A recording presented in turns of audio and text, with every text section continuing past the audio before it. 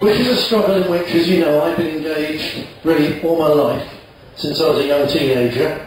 And in the course of that, I've had there's many influences upon my life which have helped to make me, and the ideas which in turn have helped to make the British National Party what it is. Which one of these semi-leftist academics who studied us has distinctly said, he tells even the other more left-wing academics, he's saying, stop talking about the BNP as fascist.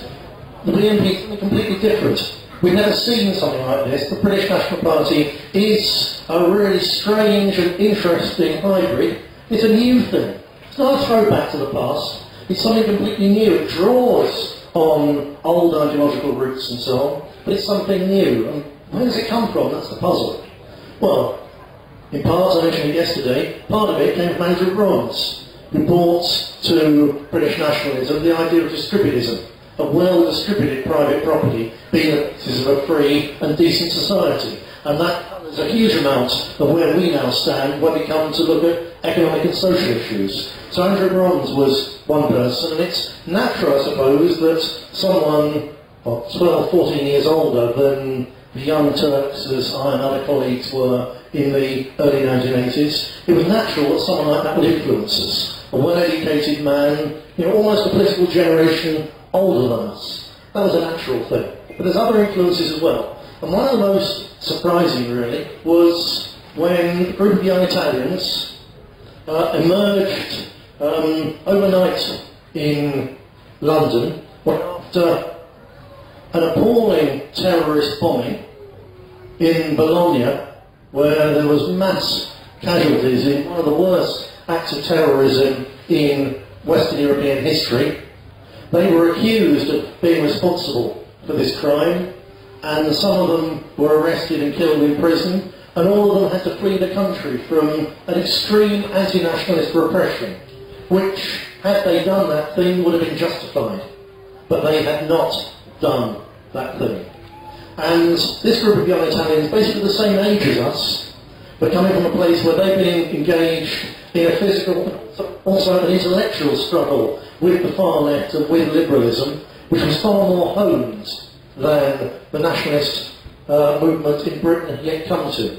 But although they were the same age, they brought a huge amount, in fact, of experience and a new way of looking at things to a party that shall not be named, but it was the National Front.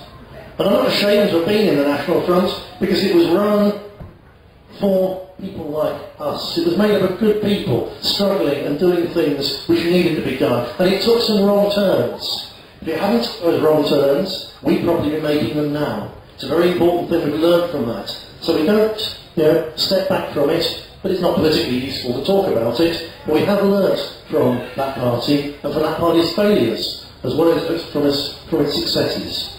But coming back to the Italians, this group of youngsters had an immense influence on British nationalism, partly because they and the group they put up with, myself and others, were a pretty unusual group. I remember at one stage sitting in a room in South London, and out of the 5 young men who were there, one of them is now a professor in a traditional Catholic university in America, Joe Pierce, having been to prison twice for his beliefs of speaking out about immigration in this country. So he found a different way to carry on the fight.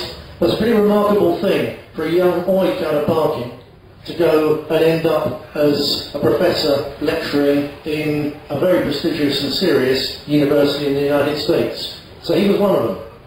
Another one, I'm here. I'm an MEP. Another one of the Italians, having helped to build his party, died of cancer. Another one of those Italians, out of the 5 of us, already got 1 MEP and 1 professor. Another one is now an MP in the Italian Parliament. And then the final one is now here with us, Roberto Fiore, which to my mind was really always the leader of that operation and a tremendous influence for good on this party and on the nationalist cause in Britain.